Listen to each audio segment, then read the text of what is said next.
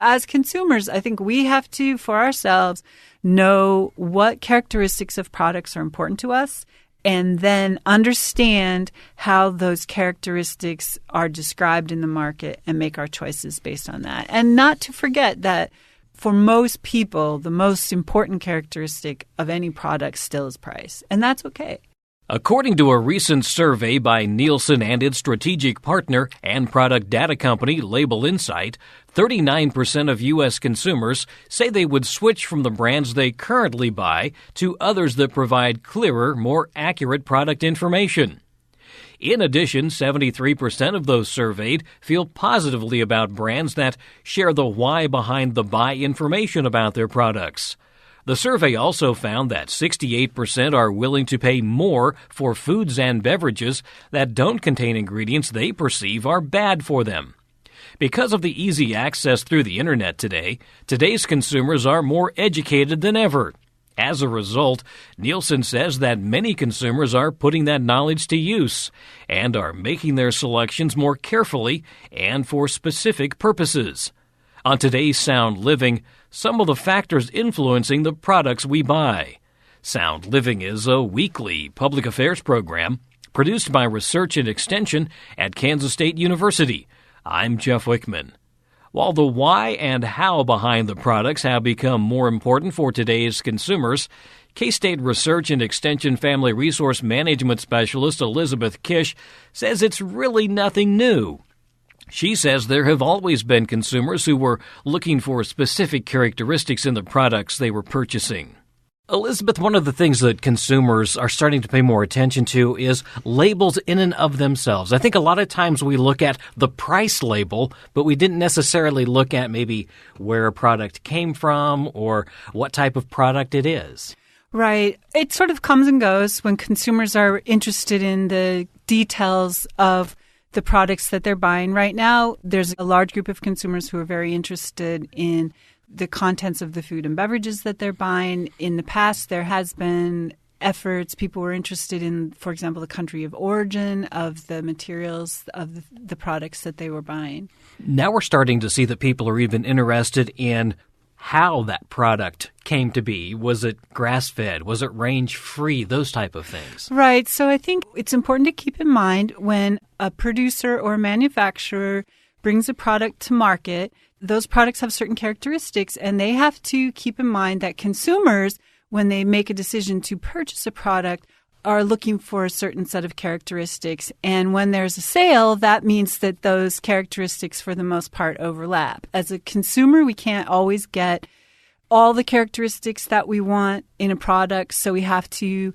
make some decisions. What's more important? Is price more important? Do we want the lowest cost, or are we willing to pay a bit more, but we want certain other characteristics in the product? And from what I'm seeing, it looks like this is becoming more of a fast-moving market where the manufacturers, retailers are being a little bit more responsive to what consumers are demanding?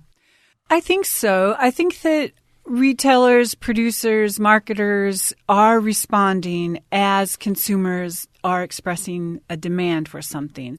For example, they may bring a product to market, and if it doesn't sell, they may decide, consumers aren't interested in this. And so they'll have to price it lower, put it on sale in order to move it. But if they see that consumers are buying it and buying consistently a certain product, then they may increase the amount that they are manufacturing, or they may extend the product line.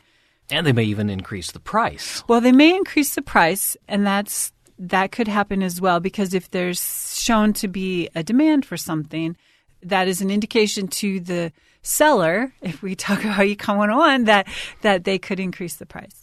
There is kind of a wheel out there that shows how this whole system works. Yes. Again, in econ, we talk about the circular flow model, and that model really has households, it has businesses and firms and governments, and it shows how each of those actors interacts with the other two. So, for example, households work in the market, they earn income, and then they spend that income on the products that are produced in the market. Households interact with governments by paying taxes and providing maybe resources, And then the government supplies services that communities desire. For example, libraries. In the winter, they clean the snow off the streets. We have street lights. We have law enforcement. Those are all products, quote unquote, that the government supplies with the tax money that families and households pay. Talk a little bit about maybe what consumers then can look for, either from a research standpoint, because there is so much more information out there now, and maybe that's one of the reasons why we're seeing a little bit more demand in certain areas, is because people are starting to be able to understand more of what's going into products. I think probably, in the 1950s, it just showed up on the shelf and we grabbed it, and now we have all this information that we can access. How does that play into maybe what consumers are looking for? Well, I think there's definitely a subset or a group of consumers who are interested in a lot of information. And as you point out, with the internet, you can find a lot of information on almost any topic. And so if you're willing to dig, you can find a lot of information on different products as well.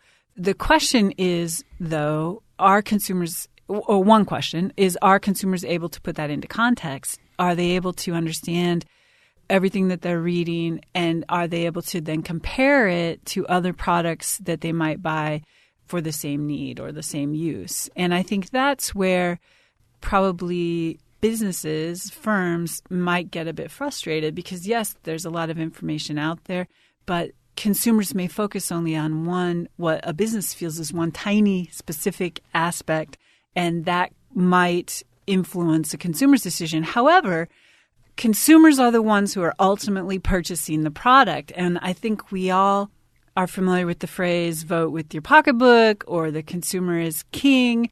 And so my feeling is that the market's a bit more balanced nowadays than that. But yet, I think we all have to understand that each side of the transaction wants to make a decision that's the best for them, and consumers have the right to do that and are doing that as well. And they're the ones who are paying for the product.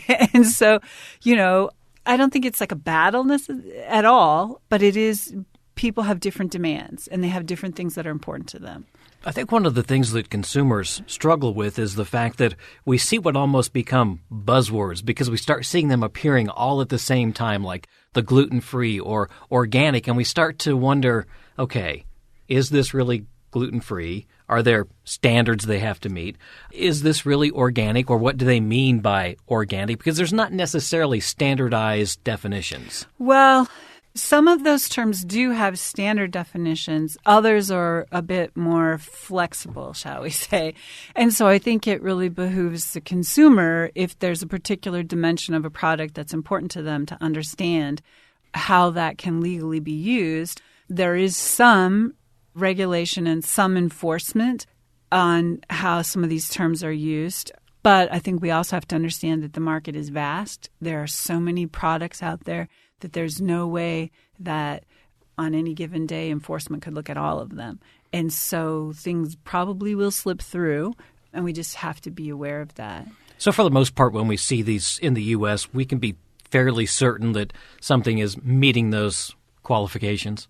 I would say that the ones that have legal definitions, we can be fairly certain of. The ones that have really no true regulated meaning, then that's buyer beware. For example, with food, some of these things you can look at the label and just see, based on the contents and the nutritional analysis, if it's a non-regulated sort of claim, what's really in the product. And from the consumer standpoint, when you're speaking of food, there's a lot of ways to tell more clearly now on the labels what exactly is in that product and how much percentage-wise is in that product in terms of fat, sugar. So if you're looking for things that might be low sugar, you can pretty easily tell now.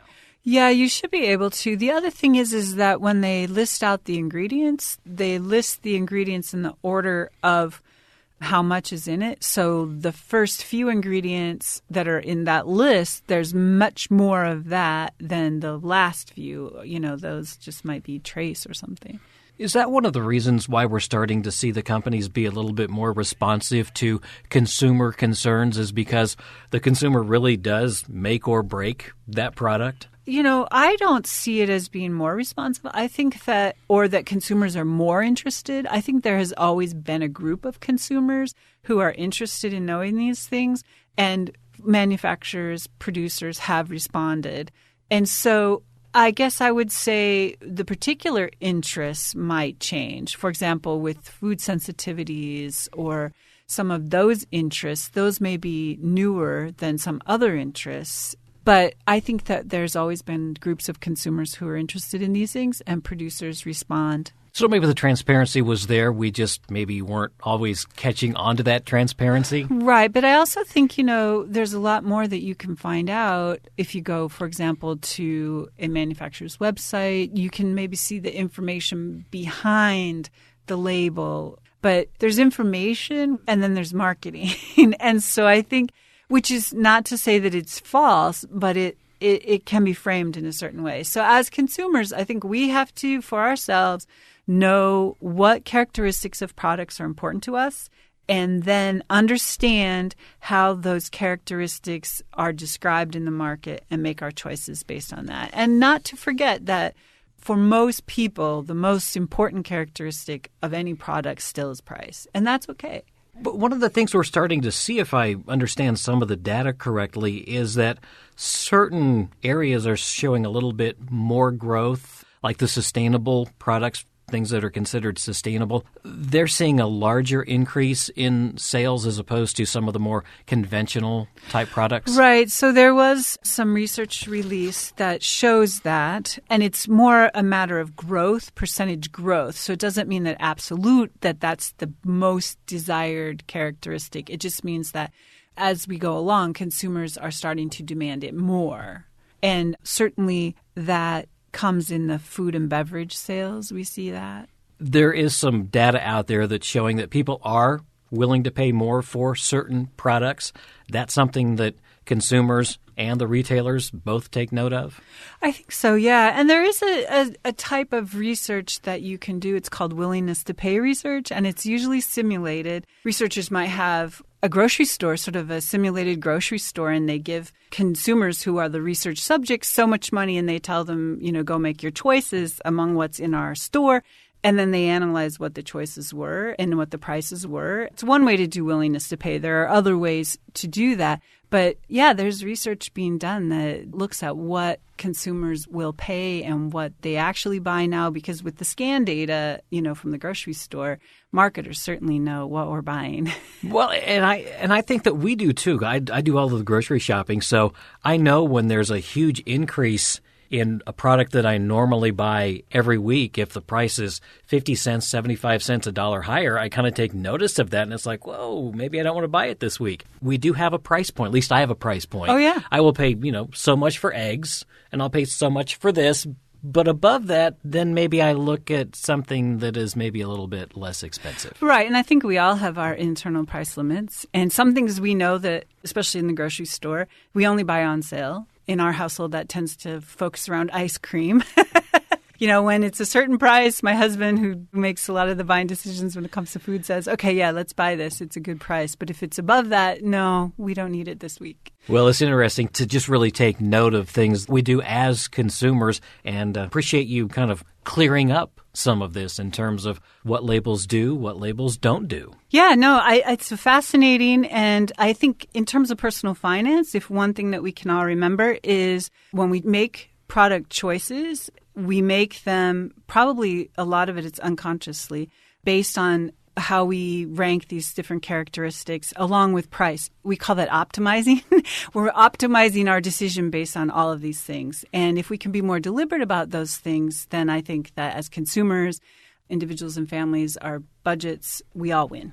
That's K-State Research and Extension Family Resource Management Specialist Elizabeth Kish.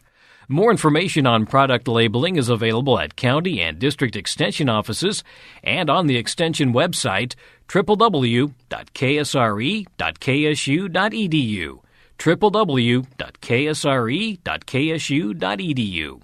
Sound Living is a weekly public affairs program produced by Research and Extension at Kansas State University. I'm Jeff Wickman, and this is the K-State Radio Network.